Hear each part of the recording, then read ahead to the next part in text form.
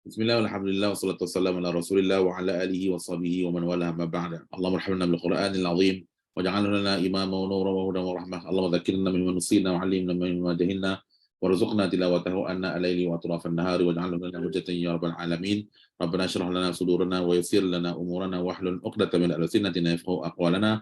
Subhanaka la 'ilma lana illa ma 'allamtana innaka antal alimul hakim. Wala haula wala quwwata illa billahil aliyyil azim. Alhamdulillah pertamanya dan selamanya syukur banyak-banyak kepada Allah Subhanahu Wa Taala kerana pada malam ini merupakan bulan yang kedua kita bersama dan alhamdulillah sedar tak sedar kita dah masuk kepada bulan yang kedua kita bersama hari ini dan insyaallah kita dah pun yang paling lagi saya lega adalah kita dah pun masuk ke tajuk ataupun ke bab makharijul huruf, makhraj huruf dan saya percaya dan saya yakin semua orang dapat video ataupun dapat kertas makharijul huruf yang kita dah bagi kepada Telegram. Cuma yang saya curious sikit adalah dekat Telegram tu tak capai pun bilangannya 200 orang. Baru 160 orang lebih tak silap. Yang saya tahu ahli semua dekat 200 orang lebih. Jadi saya takut ada yang tak dapat maklumat ataupun tak dapat di kita punya kelas. Tapi apa pun insya-Allah benda tu teknikal saja, nanti admin akan uruskan dengan risau. Baik. Malam ni kita akan belajar tentang makhraj huruf-huruf yang baru. Tapi sebelum tu kita nak tengok balik apa yang kita dah belajar pada minggu lepas, di mana makhraj huruf terbahagi kepada 5 tempat keluar yang utama. Itu pertama, kena 5 tempat keluar yang utama. Pertama dipanggil dengan nama al-jauf. Pertama namanya al-jauf. Apa itu al-jauf? Al-jauf adalah rongga yang membabitkan kawasan kerongkong dan juga kawasan dalam mulut. Okay. Yang kedua namanya kerongkong sahaja. Itulah halqum. Al-halqa. Halqum ataupun kerongkong sahaja. Okey, di mana di bawah tajuk kerongkong ni kita ada berapa makhraj? Kerongkong 3. Ada 3 Ustaz. 6. 3 Ustaz. 6 tu huruf. 6 huruf 3 makhraj. Kalau ada 6 makhraj letih lah. Nak kena bahagi 6 ke tekak ni. Tekak tak tahu mana pun.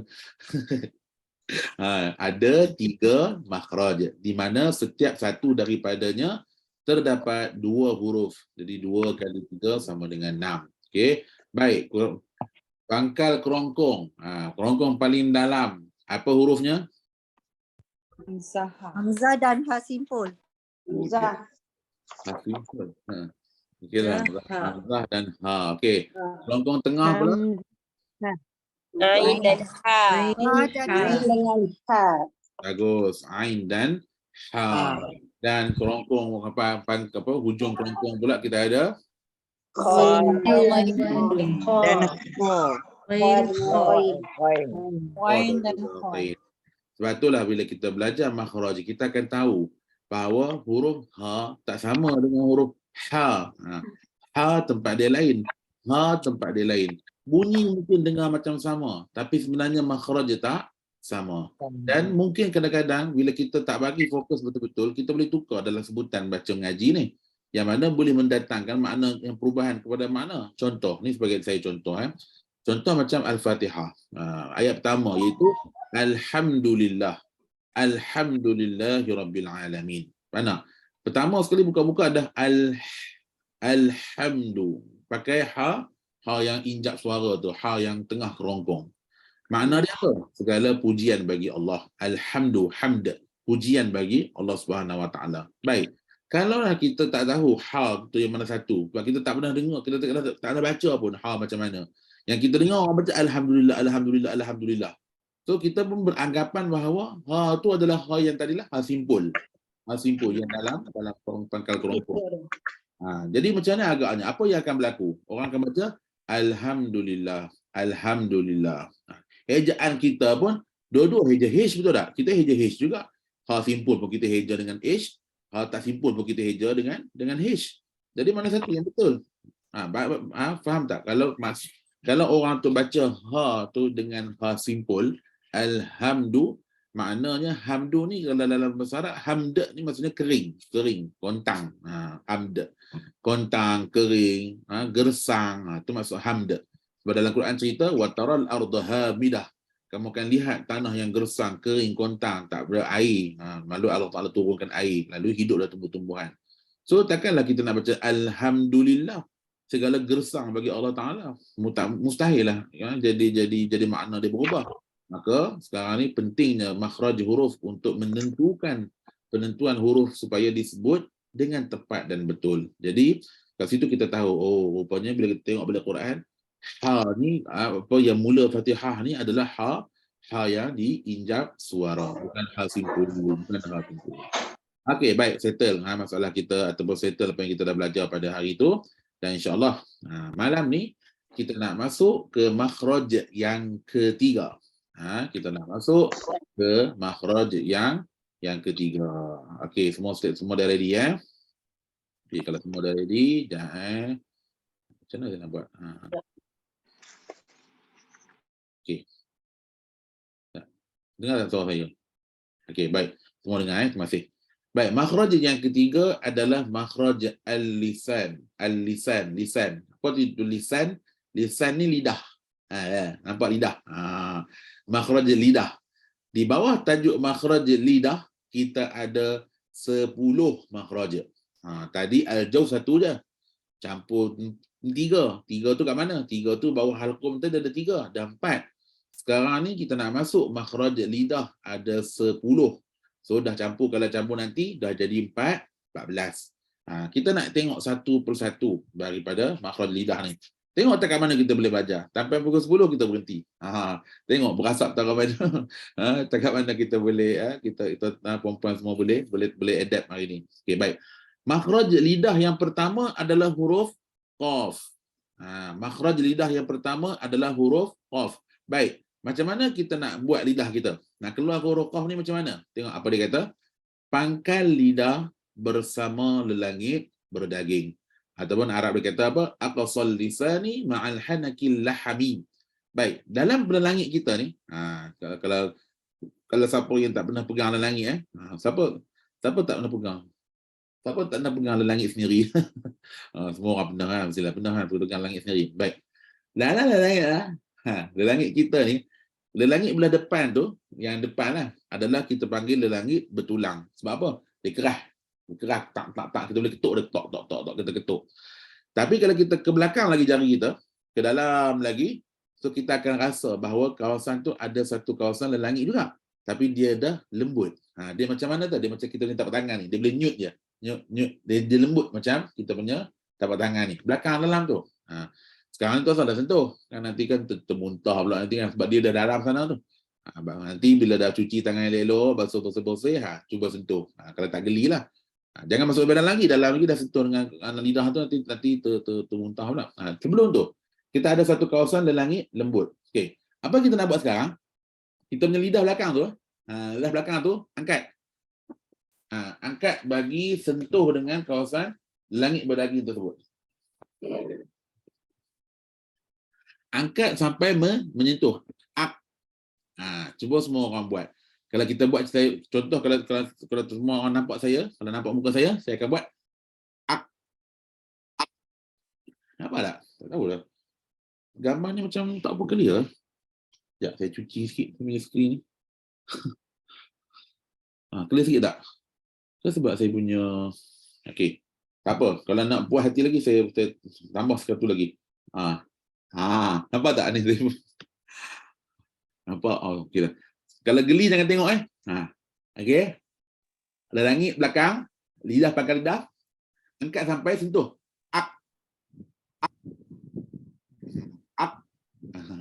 Sorry lah tunjuk lidah sendiri. Geli geleman aku tengok sampai sentuh.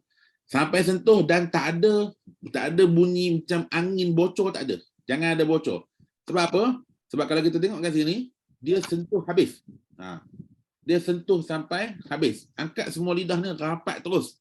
Sampai tak ada udara dan ada ruang untuk ada tak ada. Tak ada bunyi tak ada angin, tak ada. Dia mesti semua orang buat dia mesti one shot kena pop Okey. Bagus. Bagus, terima kasih. Mesti kena sentuh tu tok. Dia tak ada. Nah, untuk sekarang ni, tak payah lagi buat bunyi tak payah. Kita nak bagi stop dulu. Kita nak stopkan dia tu. Huruf tu dekat makhraj dia tu. Nak stopkan dia. Ak. Supaya dia terhenti kat situ. Ak. Bagus. Bunyi kuatnya. So, kat situlah keluarnya huruf qaf. Jadi kalau kita tahu ak, qaf. Qaf. Nampak? Bila kita sebut huruf qaf, dia tak ada angin. Dia tak ada qa. Dia bukan macam tu. Orang sebut qaf yang betul, dia akan keluar seketul. Qa. Dia bukan qa. Tak. Sebab kalau sebut qa tu itu bukan qaf. Itu dah campur antara qaf dan juga kha. Sebab apa saya kata gitu? Sebab kha punya makhraj tak jauh dengan qaf. Kalau kita tengok balik pangkal lidah dengan permulaan lidah somewhere sangat tempat yang sangat dekat. Jadi apa yang kita nak buat sekarang untuk huruf qaf adalah rapatkan.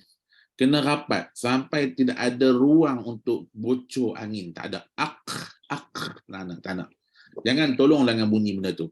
Jangan bunyi ada bocor tu. Kalau siapa bunyi bocor tu, kena pergi balik kedai welding ke mana-mana ke. Malam balik ada bocor ni, lidah bocor. Malam balik bagi, jangan ada bocor. Up. Sekali lagi buat. Up. Bagus.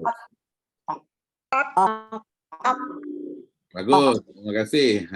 Maka di situlah terletaknya huruf qaf. Maksudnya pangkal lidah dengan kawasan lelangit yang lembut ataupun lelangit berdaging. Okey, di sini. Okey, baik. Satu huruf je. Satu tempat ada satu huruf sahaja. Okey. Sekarang ni yang kedua, makhraj lidah, kawasan lidah kita ada 10 semua. Insya-Allah kita akan tengoklah sampai 7 ke macam mana ke kita tengok. Okey. Makhraj kedua bagi lidah adalah pangkal lidah juga. Pangkal lidah yang tadi juga tadi ke belakang. So kita injak dia mai ke depan sikit. Tarik dia ataupun tolak dia mai ke depan sikit supaya dia menyentuh kawasan antara lelangit berdaging dan juga lelangit bertulang. Ataupun kita kata bawa sikit lidah tu mai ke depan, pangkal lidah tu juga, belakang lidah tu juga mai ke depan sikit untuk sentuh antara lelangit lembut dan lelangit keras. Sebab dia lembut kat sini, keras kat sini. So somewhere in between, tengah-tengah tu. Untuk kita keluarkan huruf apa? Untuk kita keluarkan huruf kaf. Kaf. Cuba buat. Ak.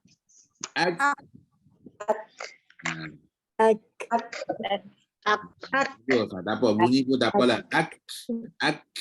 Kalau boleh bunyilah, tak apa. Sepatutnya untuk hari ni saya tak benarkan lagi bunyi. Itu biar dulu, nanti dulu.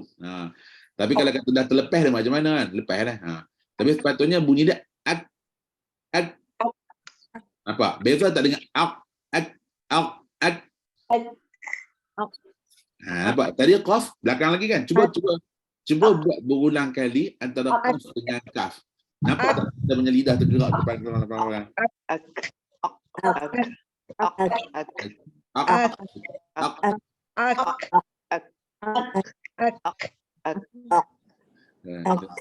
Belah tu. Nanti cucu tengok apa benda lah nenek aku ni.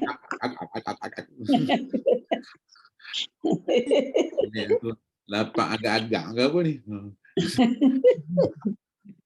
Okeylah. Melawak je. So ada beza antara kaf dengan qaf. Di mana kalau qaf dia dalam lagi, kalau kaf dia depan sikit. Pangkal lidah juga, bukan benda lain. Pangkal lidah juga, cuma tolak ke depan sikit je. Ak dengan ak. Okey, maka di situlah terletaknya huruf kaf. Kaf ni ada keluar angin tak? Ada. Cuma untuk malam ni jangan keluarkan lagi angin tu. Kita nak stop dulu. Sebab apa saya kata begitu? Sebabnya adalah tengok makhraj huruf kaf ni dia rapat. Tahu rapat tu apa? Rapat. Nampak ni? Pangkal lidah ni rapat ke lelangit. Bila rapat, maknanya dia tak ada ruang ataupun peluang lah untuk dia keluar angin ataupun masuk angin dari luar ataupun keluar angin dari dalam. So untuk malam ni sebolehnya jangan keluarkan angin lagi. Rapatkan dulu. Bagus. Kita go step, kita akan go step by step. So for today, for tonight, kita belajar untuk makhraj dulu. Sebab angin tu ialah salah satu daripada sifat kaf nanti. Itu angin tu sifat. Sifat tu nanti kita akan carry forward ke tajuk sifat. Untuk malam ni kita nak belajar tempat keluar tu, iaitu makhraj. Bila sebut tentang makhraj, kaf ni dia kena rapat. Okey, bagus. Terima kasih semua. Dah 2 dah. Kan? Tadi cerita macam 10 macam banyak sangat kan. Dah 2 dah. Tinggal 8 je. Okey. Macam pergi sembahyang tarawih kan. Dari rumah tu dia fikir 20 rakaat. Ui, banyak 20 rakaat. Sudah sembahyang 100 rakaat. Dah tinggal 18 dah. Sembahyang 2, dah tinggal 16 dah. Sikit-sikit tak belum habis. Betul esok malam datang lagi. Okey. Baik. Seterusnya. Tadi kena ingat. Pertama, pangkal lidah bersama lelangit lembut. Itulah off. Yang kedua, pangkal lidah bersama lelangit lembut dan keras. Hurufnya adalah kaf. Huruf kaf. Baik, sekarang ni kita nak pergi ke makhraj yang seterusnya. Nombor 3. Makhraj ketiga adalah makhraj tengah lidah. Tengah lidah. Tahu tengah lidah kat mana? Kalau keluarkan lidah, mana tengah lidah? Tengah-tengah lah. Tengah lidah. Okey. So di tengah lidah ni kita ada 3 huruf. Di tengah lidah ni kita ada 3 huruf. Yang mana masing-masing pakai tengah lidah. Cuma posisi yang sedikit berbeza antara satu sama lain. Baik, yang pertama. Huruf apakah tengah lidah yang pertama? Iaitulah huruf, nanti dulu, huruf jim. Huruf jim dulu. Pertama adalah huruf jim. Tak apa, macam mana nak tahu huruf jim? Macam tadi juga.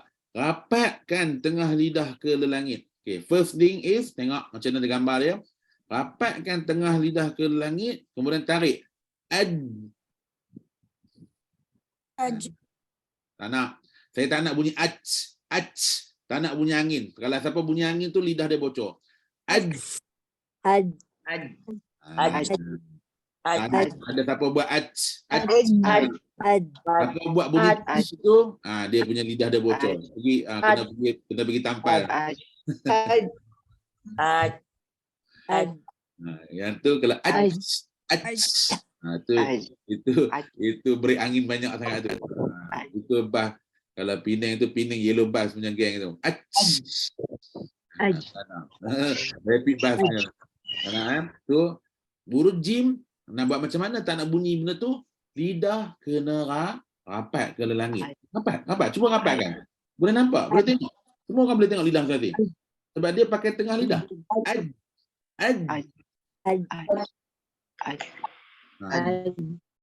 Rapatkan tu, tekak. Rapat tu, rapat. Kalau nak guna istilah apa? Kalau saya sebut rapat tu faham kan rapat? Rapatkan terus tekak, melekat, melekit apa semua. Melekat, pekat, memikat. Itu dah jadi paruh Husin dah. Okey, jadi mesti kena rapat. Sekali kena tak bocor. Dari sekarang kena buat betul-betul. Kalau sekarang kita dah buat bila ada bocor tu, timbang takut nanti bila time ngaji, bila jumpa jim mati, kita pun akan baca macam bocor. Contoh macam mana tahu? Contoh bila baca was-sama'i dzatil buruj. Apa tu? Tahu lah. Saya bunyi buru je tapi kat dalam tu bunyi motor terus. Hebat tu makhraj dia bunyi motor. So tengah lidah tu tekan kuat. Tekan kuat. Tak apa. Tekan kuat. Kalau tekan perlahan-lahan.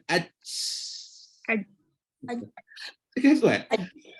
Tekan kuat. Rapat. Tekan. Puan Ratnasari. Tekan kuat. Siapa tadi buat tu bunyi c tu? Tak nak. Tolong jangan bunyi c tu. Tak nak. Macam tu. Bagus. Thank you. Bagus. Jangan bunyi aj. Tolonglah, please lah. Tak nak. Break angin ni. Ad. Ad. Bunyi betul. Aj. Tekan kuat, tak ada apa yang keluar Ustaz. Tak ada apa yang keluar. Habis tu suara tak keluar. Tekan je, suara bunyi je lah. Tekan. Suara tak bunyi. Oh, disuruh tekan kuat. Tak, suara tu kena bunyi lah. Suara tu kena lah bagi bunyi. Kalau suara tak bunyi, macam mana nak huruf jim tu huruf apa? Duk. Jadi cari caplin lah pula.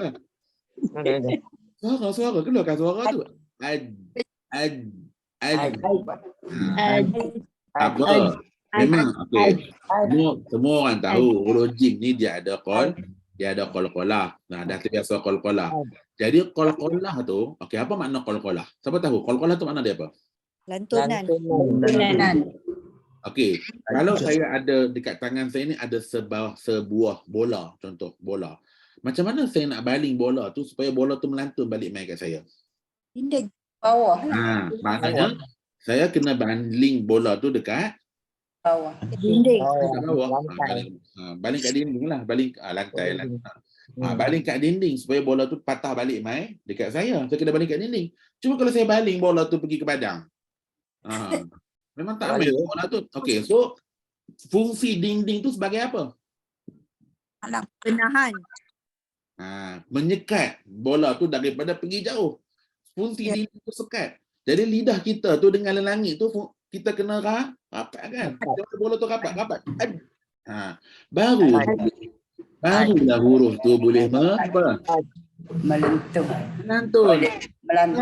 Kalau lidah pun tak rapat, nak lantun macam mana? Faham tak? Kalau kita baling dekat jaring bola, adakah bola tu boleh melantun? Tak lantun lah bola tu. Dia tak rapat kan? Dia tak ada benda yang rapat, yang menghalang, yang menyekat. Jadi dekatan kita sekarang ni adalah dekat tu. Kita dekat dalam ni tu. Kita betul-betul nak sekat dia. Okey, jadi semua orang tolong sekat dengan betul. Jadi bunyi dia mesti kena bagi bunyi ad. Dengar betul, dengar dulu. Ad. Saya tak nak bunyi aj. Tak nak. Bunyi tu adalah bunyi yang akan merosakkan huruf tu. Kalau sekarang, kalau malam ni tak boleh buat bagi betul, jadi bimbang bila kita baca nanti, bila jumpa mati kita akan jadi buruj. Dan satu lagi saya nak pesan, huruf jim ni dia semakhraj. Ngaji tu dah. Sabar, belajar makhraj dulu. Huruf jim ni dia semakhraj dengan huruf ca. Tahu huruf ca? Kita dalam bahasa Melayu kita ada huruf ca. Ca tu cacing, cawan, catur, cangkul. Ca tu. Jadi huruf jim ni dia satu makhraj dengan huruf ca. Beza dia apa? Beza dia jim rapat. Ca ni tak berapa rapat. Sentuh tapi tak rapat. Ca. Cuba buat. Ca. Tengah lidah juga. Dia tengah lidah juga tapi dia tak rapat. Kalau jim dia rapat. So kalau baca tak, kalau lidah tak rapat, so huruf jim ni kita akan tukar jadi ca. Tapi itulah, syukurlah. Macam orang Arab lah. Dia tak ada huruf ca dalam percakapan dia. Tak ada ca, tak ada. Jadi dia selamatlah dalam bab ni. Dia tak ada huruf ca. Jadi dia tak nak tutur pun sebutan ca tu macam mana. Contoh, dia tak ada pun huruf nga. Dia tak ada huruf pa, va. Dia tak ada dalam istilah mereka. Kita ni dalam huruf kita ni ada huruf ca. Jadi ca tu dia akan efektif kepada ja yang sebenar tu. Jadi kita kena bagi lebih sikit perhatian untuk huruf jim ni supaya dia tak maksudnya dia tak merge atau dia tak masuk dengan huruf ca tu. Okey, baik. Kita pergi ke makhraj yang kedua dalam tengah lidah adalah huruf shin. Yang ni saya rasa mudah sikit lah kot. Macam mana nak buat? Sama juga, dia tengah lidah. Cuma kita bab turun lidah. Dah, jangan rapat lagi dah. Bab tu ni, baru kita tak rapat. Bunyi dia macam mana? Ash.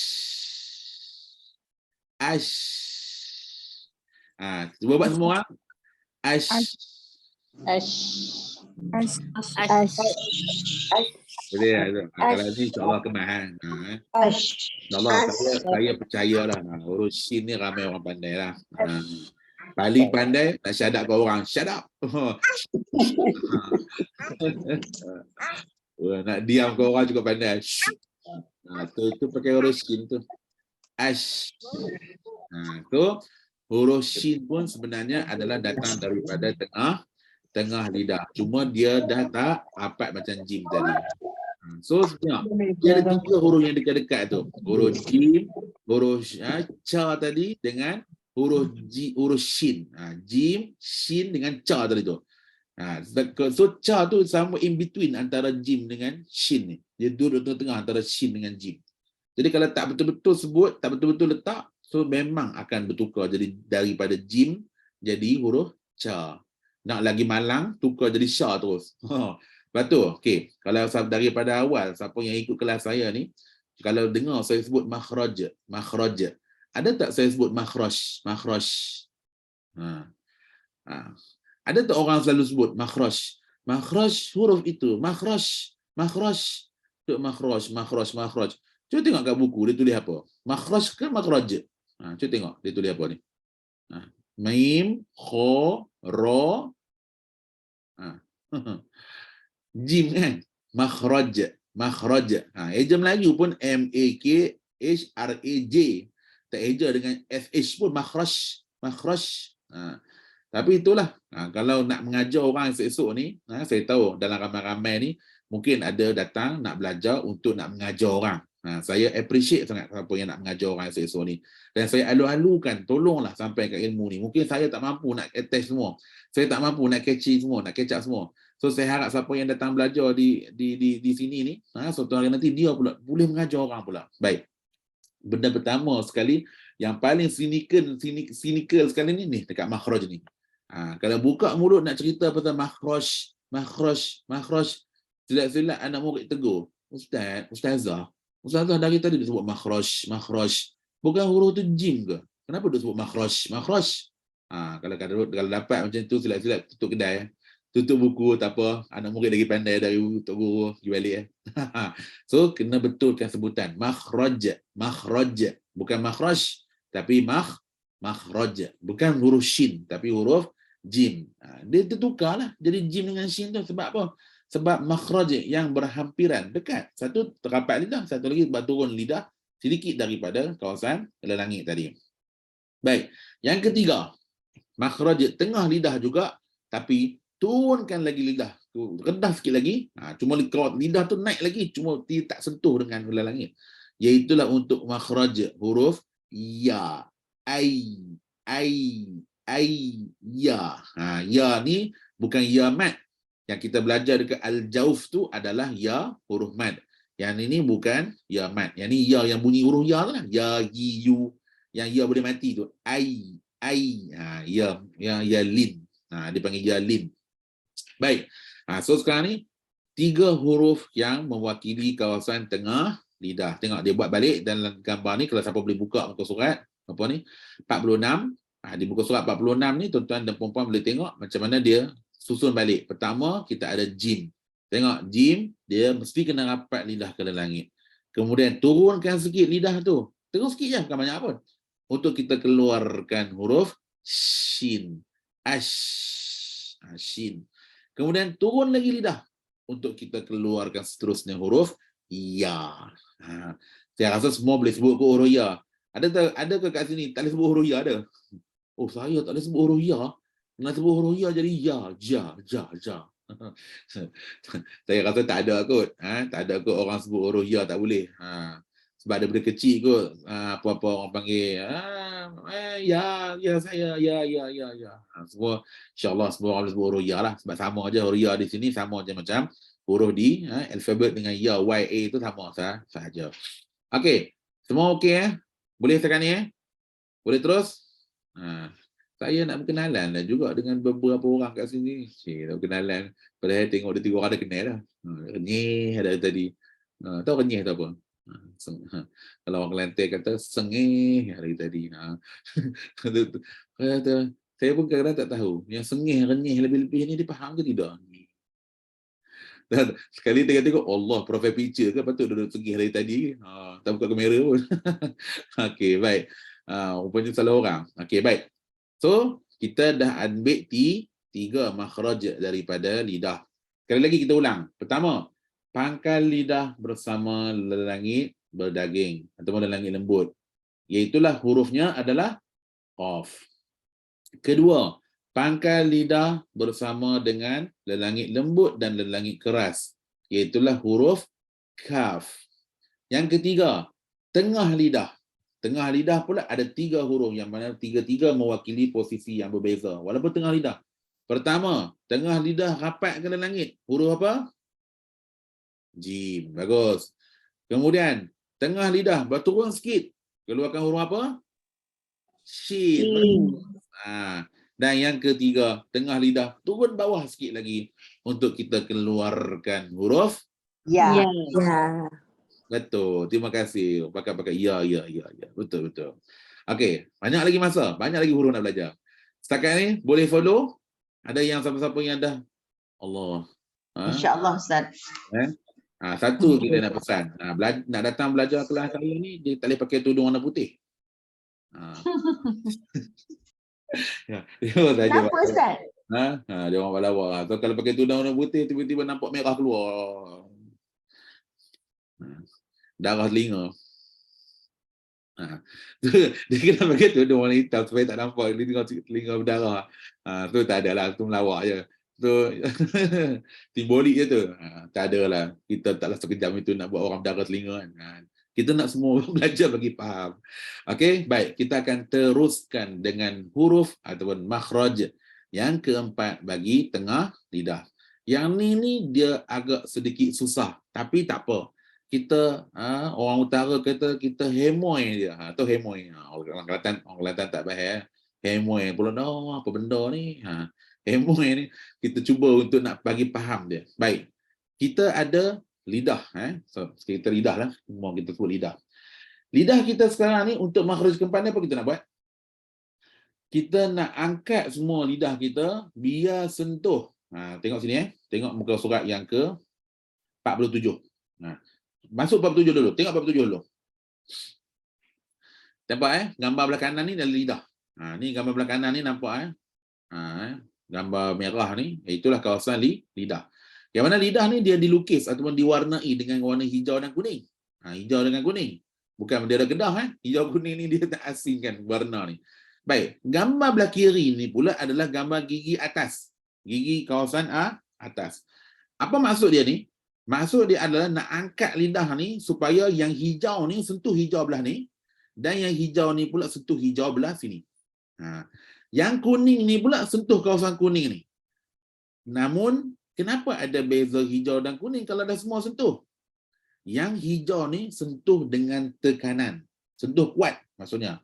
Dan yang kuning ni hanya sentuh biasa. Jangan sentuh kuat. Yang kuning ni jangan sentuh kuat. Tapi yang hijau ni sentuh bagi kuat.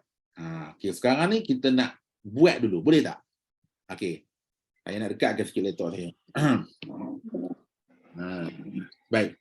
Semua nampak lidah saya? Pukul lah belajar dengan orang tua ni. Acik tunjuk lidah je daripada tadi. Dan suruh semua orang buat bagi kena. Kita pun belajar macam tu juga. Okey, baik. Tapi baguslah belajar melalui online ni. At least nampak je. Kita yang belajar depan Tok Guru dulu bukan saja nampak lidah, dengan air liur kita dapat.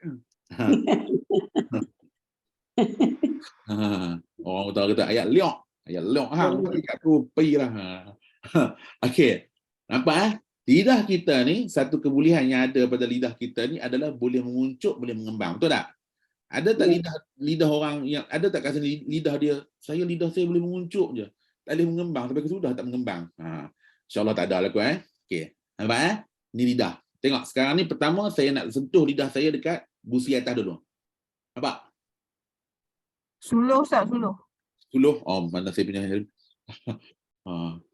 pencerahan ni. Ni kita pencerahan. Apa tak? Lidah, hujung lidah sentuh dengan saya punya kawasan gusi tepi. Okey, cuba tengok apa yang berlaku kepada tepi lidah saya.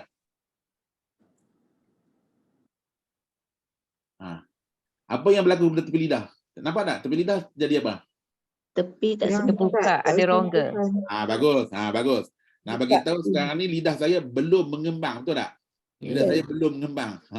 Ditunggu masa nak kembang jap.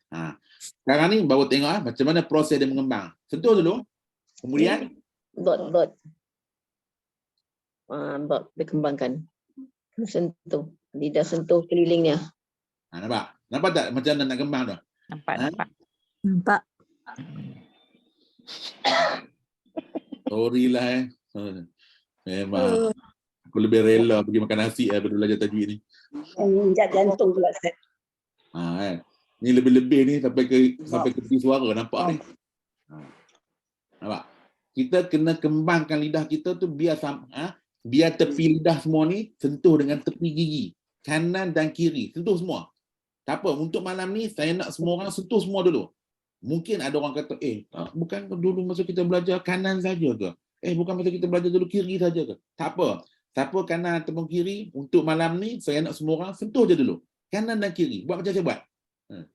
Semua. Depan, kanan, kiri. Semua sentuh. Tepi. Atas. Sentuh. Semua sentuh. Semua sentuh. Bagus. Siapa ni? Puan Aini Wijaya Arifin. Puan Aini ni macam faham hati, faham nurani saya. Saya benda yang paling penting nak belajar tajwid ni apa tau? Ni bendalah ni. Nampak? Dia pun pegang bendalah ni. Puan tahu tak benda ni nama dia apa? Cermin. Cermin Ustaz. Kan berarti air ke? Ni benda paling penting. Benda yang nak tengok. Saya sampai sekarang saya bawa benda ni. Pergi mana-mana saya bawa. Mirror in the world. Siapa kau yang lagi cantik daripada aku ni? Tengok. Ustaz nak tanya. Sila. Ustaz, kalau nak tolak tu maknanya kita sentuh gigi juga ke? Kita tolak bagi kembang tu kan? Tak apalah. Dia sebenarnya yang betulnya sentuh pangkal gigi tu. Macam ni. Dia sentuh kawasan ni, nampak tak? Sentuh tapi memang kena sentuh lah gigi. Mustahil lah tak sentuh gigi kan? Macam mana nak sentuh tu je tanpa tak sentuh gigi? Mustahil. Mesti kena sentuh gigi juga. Cuma nak bagi tahu lidah kita ni dia dah jadi macam seolah-olah macam lantai, dinding ni semuanya adalah gigi. Dan bumbungnya adalah lelangit. Okey. Sekarang ni baru sentuh. Sebab tu saya nak semua orang boleh buat sentuh dulu. And then sekarang baru kita nak bunyikan. Buat.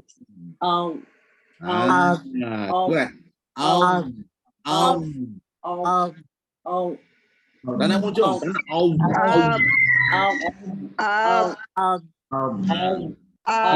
Tak nak muncul bibir tak nak muncul, tak ada kaitan dengan bibir. Huruf tu dia tak ada kaitan dengan bibir.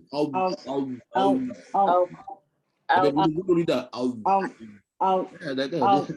Lidah depan dia kena sangkut dekat belakang gigi tu.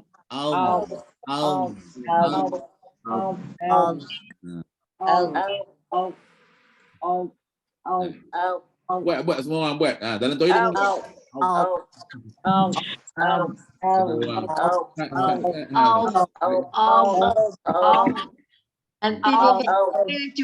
Nanti cucu kata nenek dah nyanyuk kan ni. Ustaz, jadi kita tak perlu sengit-sengit lidah kan? Tak payah. Saya pun ni nak bagi tahu saya lah. Saya nak cerita orang tak pandai. Saya pun dulu masa belajar macam tu juga. Ustaz saya kata, sengit lidah mana yang kamu selesa, kanan atau kiri. Cerita pun saya ingat. Tapi bila saya belajar dengan Dr. Aiman ni, buku dia ni, dia kata, tapi memang syarah daripada kitab Imam Jazari. Kejap. Up tu saya jajak. Aku duduk nanti tak. So bila saya belajar daripada Dr. Aiman ni, so bila dia kata, dia pun syarah daripada matan Imam Jazari juga. Imam Jazari kata apa? Aysara au yumnaha. Maksudnya kiri atau kanan atau kedua-duanya sekali. Maksudnya untuk orang awam macam saya ni, saya lebih selesa bila saya buat. Saya lebih selesa rasa macam bila sentuh dua-dua lagi mudah daripada kanan saja atau kiri saja. Cuba buat semua orang.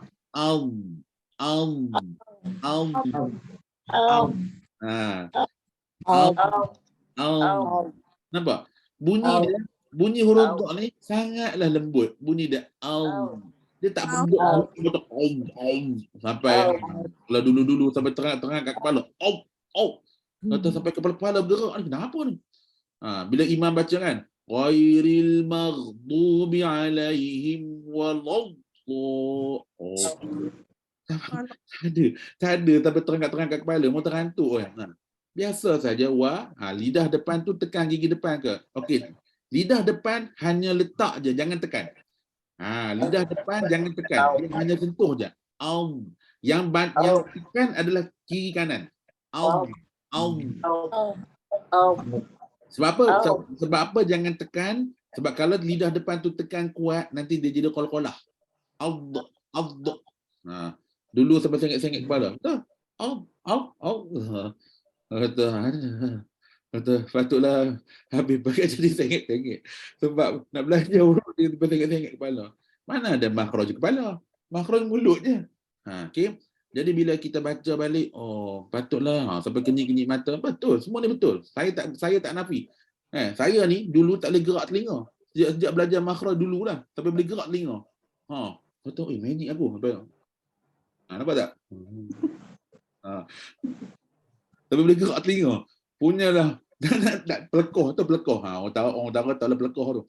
Punyalah nak pelekoh huruf tu keluar sampai boleh bergerak telinga. Betul. Teruk sungguh aku dulu. Sekarang bila belajar baru tahu la ilaha illallah, senangnya makhraj huruf ni. Senangnya bila belajar. Huruf dot lah especially. Bila kita tahu nak letak lidah kat mana, kita akan sebut waladhdallin. Tak payah nak tak ada. Tu semua kita kena tinggalkan sekejap lah dunia tu. Udahlah.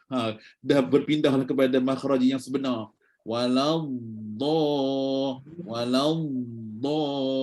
Dengar? Tu makhraj huruf dha. Tak perlu muncung pun tak perlu kembung pun, tak payah. Tak ada kembung-kembung pun, tak ada. Kembung pipi ke, seringai ke, apa lagi istilah yang ada. Fengit-fengit tak ada, semua tak ada. Biasa saja. Yang penting tengok apa yang kita tengok tadi, iaitu kalau di sini dah nampak dia kalau di sini dia buat gambar yang biru ni mungkin tak apa nak faham. Yang ni mudah faham, yang gambar hijau dengan kuning ni. Yang mana kawasan hijau sentuh dengan kuat. Lepas tu dia kata apa? Kawasan tekanan. Kawasan kuning pula kawasan bersentuhan tanpa tekanan. Itu kena tambah. Tulis tanpa tekanan. Kawasan bersentuhan. Kalau kita sentuh tu sentuh je. Jangan terlalu kuat supaya nanti kita tak nak huruf dot ni dia jadi melantun. Kalau sentuh kuat sangat jadi melantun. Kita tak nak dia melantun. Okey, semua boleh? Alhamdulillah. Kalau boleh semua malam ni praktis. Bagi bunyi lebih sikit tak apa. Dengar tak saya buat tu bunyi tu. Bunyi tak dalam mulut tu. Bagus. Buat. Buat bagi puas, buat. Buat selagi tak lagi boleh buat. Biar bunyi macam angsa tak apa.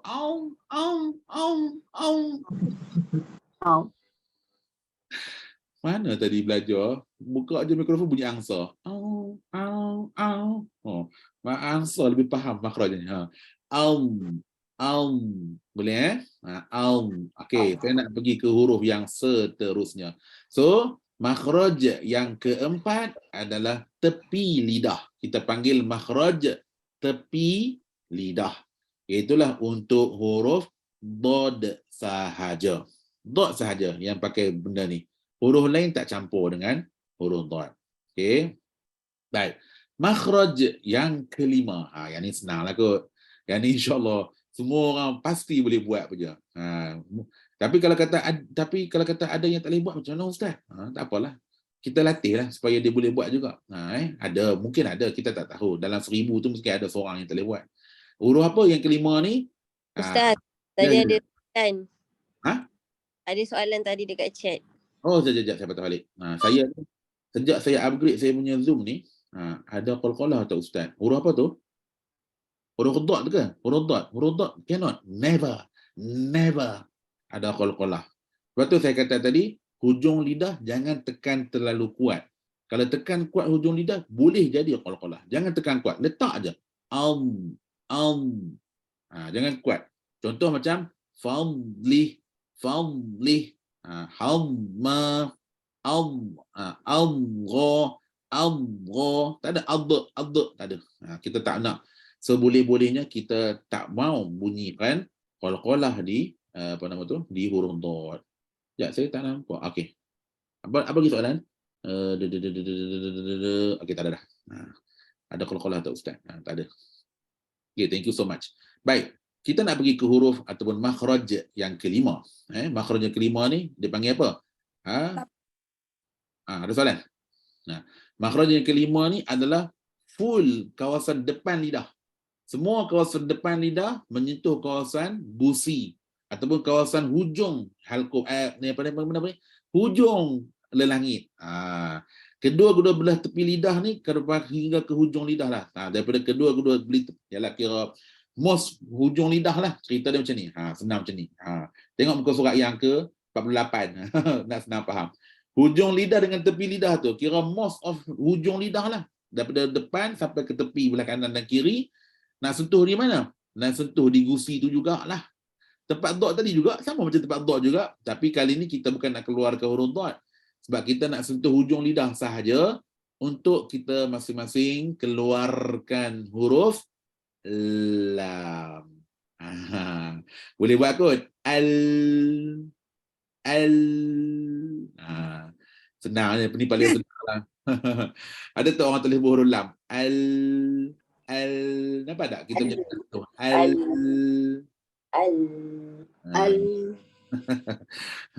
Lidah tak kembang, tak. Lidah tak kembang. Lidah tepi tu kena ada ruang keluar. Hujung je pergi. Tepi tu dia sokong je lah. Hujung lidah pergi ke depan.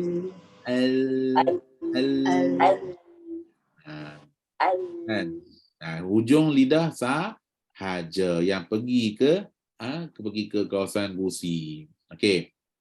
Ni senanglah. Huruf lam ni, huruf yang senang. Jadi huruf lam merupakan untuk yang kelima. Huruf lam adalah makhraj untuk huruf yang kelima. Baik. Sedikit tambahan kepada huruf lam ni. Yang tambahan ni yang seronok. Apa dia? Dalam bacaan kita, huruf lam ni dia ada dua sifat sekurang-kurangnya. Pertama adalah lam nipis. Lam nipis. Yang mana lam nipis kita sebut bunyi la. Tu lam nipis. Yang kedua adalah lam tebal. Lam tafkhim dia panggil, lam tebal. So sekarang ni kita nak kena ingat satu terma, macam mana kita nak tebalkan huruf. Itu kena catat. Malam ni kena catat siap-siap. Saya bagi tips. Malam ni saya bagi tips siap-siap macam mana cara nak tebalkan huruf. Okey. Kita nak tebalkan huruf adalah dengan cara mengangkat pangkal lidah ni. Pangkal lidah ni, okey, cuma tengok Cuma tengok. Ni kawasan pangkal lidah. Saya bulatkan je saya bulatkan. Ini adalah kenapa jadi warna ni? Sekejap, padang dulu. Nak guna warna apa yang sesuai? Hitam lah kan? Hitam. Nak guna yang tebal sikit. Okey. Ini ya Rabbi, kenapa jadi macam ni? Sekejap. Tebalkan sikit. Baik. Ini adalah kawasan pangkal lidah. So pangkal lidah ni kena angkat dia naik atas sikit supaya ruang halqum ni jadi sempit. Nampak? Ruang halqum ni jadi sempit. Kita angkat dia sampai ruang halqum ni jadi sempit. Nampak? Yang ni nampak jarak dia besar kan? Ni jarak dia besar. Yang ni jarak dia dah sikit dah, kecil dah. Sempit. Bila kita angkat je pangkal lidah, maka bila ruang halqum jadi sempit, maka ketika tu huruf akan jadi bunyinya tebal. Contoh la. Yang ni saya nak buat sekali lagi. Okey, sorry lah. Nak tengok balik. Kalau la tadi lah. La. Nampak? Belakang lidah tak naik pun. La. Tapi, kalau nak buat lam tebal, belakang lidah kena angkat. Allah. Belakang lidah kena mengangkat.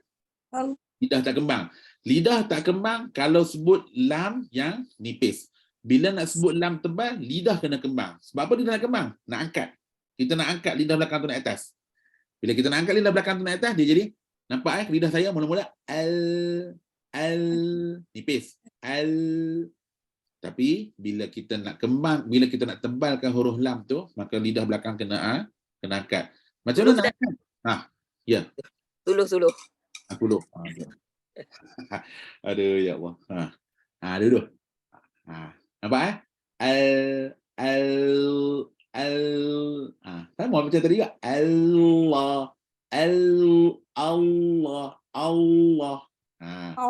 Lam tebal macam bila nak sebut Allah, betul? Yalah. Memang Allah je pun lam tebal nak sebut pun. Huruf lain tak ada. Nak sebut Allah je lah. Allah. Kita dari segi depan ni, mungkin puan-puan akan nampak lidah saya tu macam kembang ke depan. Sebenarnya, lidah belakang pangkal tu dia dah naik atas. Cuma saya tak ada nak tunjuk lah. Tapi kalau tengok gambaran dia macam dalam buku tu lah. Gambaran dia macam dalam buku ni. Di mana pangkal lidah ni naik atas. Dia akan menyempitkan kawasan kerongkong ni. Dia akan sempitkan. Dia akan sempitkan. Yang tadi la, kawasan ni kawasan luas, terbuka luas. Bila terbuka luas, huruf tu jadi nipis. Tapi bila kawasan kerongkong mula sempit, maka huruf ni akan berubah jadi tebal. Ni ditunjuk gambar tepi. Kalau ditunjuk gambar dari depan, lidah kembang. Lidah kembang dan naik. Lidah kembang tu nak kita tolak dia naik atas.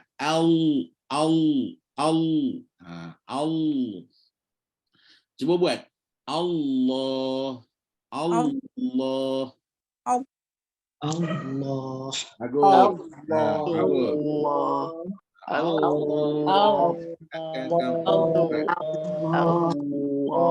Dia kena senyum ke Ustaz?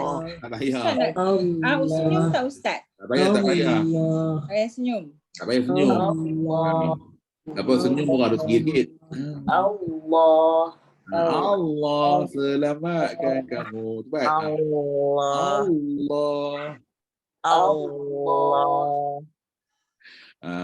Allah. Lepas tu pula bila dah naik, bila lidah tu dah naik, kena konsisten naik lah sampai habis. Allah. Jangan naik mula kemudian turun tengah-tengah. Jangan. Ada setengah orang dia baca Allah. Yang tu pernah dengar tak siapa baca itu? Allah. Siapa baca selalu macam tu? Jangan macam tu. Kalau naik, dah naik terus. Naik Allah. Keluar terus. Allah. Jangan naik, turun pula. Allah. Bukan naik kemudian turun. Jangan macam tu. Okay? Bagus. Allah. Thank you. Bagus. Saya suka. Buat. Allah. Nampak kembang. Betul. Lam tebal macam bila nak sebut Allah. Betul. Faham. Najihab. Ni nampak kembang. Nampak kembang apa tu? Kembang payung. Okey. So sekarang ni kita dah sampai ke penghujung rancangan. Jadi sekurang-kurangnya untuk malam ni kita dapat dulu tentang sekurang-kurangnya 5 huruf dan bukan huruf. 5 makhraj. 5 makhraj tapi ada berapa huruf? 5 makhraj tapi ada 7 huruf. 7 huruf. 7. Kita dah belajar 7. Dah belajar. Kita dah ada baru 7 huruf. Baru 7 huruf daripada 5 makhraj. Daripada 5 makhraj dah 7 huruf. Okey, tu apa dah jadi kepada kertas tu? Dah lunyai belum? Tak lunyai Ustaz banyak. Lipat 4 dah Ustaz. Oh, belum 4. Berapa banyak print tak apa. Selagi boleh pakai. So, malam ni kita ambil apa tadi? Pertama qaf. Qaf. Okey, ini qaf. Okey, kemudian kita ada apa? Kita ada kaf. Naik sikit kat sini kaf. Okey. Tapi saya rasa jangan tulis huruf saja. Tepi-tepi ni kena tulis kat explanation. Tunjuk buat anak panah ke macam mana ke, buat explanation sikit. Yang qaf ni ujung pangkal lidah sentuh dengan langit lembut. Qaf pula somewhere in between. Kemudian tengah pula kita ada apa? Kita ada jim. Kemudian kita apa? Shin. Susut macam tu, susut. Jim atas sekali. Kemudian shin. Kemudian yang bawah sekali apa? Susun macam tu. Biar nampak susunan dia. Jim paling atas. Kenapa jim paling atas? Sebab lidah tu rapat ke langit. Kemudian tepi lidah kita ada apa? Dot. Gigi lidah kita ada dot. Kena tulis situ. Tepi yang tekan. Hujung hanya sentuh. Kemudian kawasan hujung sini kita ada huruf apa? Kita ada huruf lam di sini. Kemudian, huruf lam di sini pula kena explain. Nak lam nipis, belakang kau pangkal lidah kena turun. Kalau nak lam tebal, pangkal lidah kena naik. Supaya bila kita naik pangkal lidah, kerongkong disempitkan, akan jadi tebal. Ada satu lagi cara. Saya nak cerita siap-siap malam ni. Ada satu lagi cara kalau kata nak belajar untuk lidah lah. Tapi itulah nak ajar kita Ada satu lagi cara nak bagi faham tentang kawasan lidah ni adalah lukis lidah macam tu. Lukis lidah macam tu. Ni gambaran 3D lah. Okey, buat mula-mula qaf kat sini. Lepas tu apa? Lepas tu kaf kat sini, kaf. Kaf. Lepas tu sini pula kita susun jim, shin, kemudian ya. Kemudian tepi ni kita ada dot. So hujung ni kita ada lam. So nanti kita ada apa lagi huruf?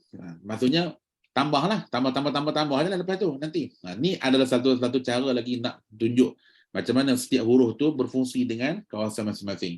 Boleh juga macam guna diagram tadi dan juga boleh guna dengan cara ni juga supaya kita lebih nampak gambaran dari atas lidah tu sendiri. Okey, baik. InsyaAllah saya rasa kita berhenti setakat ni dulu. Semua orang tolong kalau boleh jangan terus tinggalkan kelas ni. Maksudnya jangan terus tutup buku, nanti minggu depan lah pula dan buka buku. Jangan macam tu. Okey, semua orang buat latihan. Yang mana yang tadi up tu jangan berhenti. Buat. Yang mana yang up tu buat bagi banyak lagi. Supaya dapat, supaya kita kena tentu macam ni. Okey, boleh. Gym pun sama. Gym tu kena praktis. Jangan ada bocor-bocor, tak nak. Qaf pun sama. Tak nak bocor-bocor. Semua huruf mesti kena kemas. Yang mana yang tutup dengan kemas. Tolong jangan buka setiap huruf tu. Takut-takut bila buka nanti banyak huruf lain kita tak boleh nak adapt kita punya sifat-sifat. So sifat-sifat yang kita akan belajar nanti memang sangat berkait rapat dengan bagaimana kita sebut huruf ni. Betul Ustaz makhraj dot. Tak faham. Betul Ustaz makhraj dot. Maksudnya apa tu? Puan Zarina. Okey, so bila kita sebut pun dah tak betul, macam mana kita nak datangkan sifat dia? Faham tak? Macam tadi jim. Kalau kita sebut agak-agak macam mana nak datangkan qalqalahnya? Tak adalah qalqalah tu. Was-sama'i dzatil buruj. Mana bagi qalqalah aja? Orang lagi hilang. Dia jadi jim, ada jadi shin. Baru faham macam mana nak sebut huruf dad. Alhamdulillah. Tak mengapa. Kefahaman tu, syukur tu pulanglah balik kepada Allah Subhanahu Wa Taala. Ilmu ni milik Allah Subhanahu Wa Taala. Saya hanya menyampaikan saja. Syukur kita semua punya kepada Allah Subhanahu Wa Taala. Adapun Dr. Aiman, adapun orang saya ni kita mengkongsi saja. Yang penting kita nak improve our bacaan, kita nak improve bacaan kita supaya bacaan kita lebih senang dan lebih bacaan maksudnya lebih baiklah. Tak nak dah kita nak tinggalkanlah dunia-dunia sengit-sengit kepala ni, tak nak. Pengen kepala muncung, mata teringai, terkembung mulut, semua tak nak dah.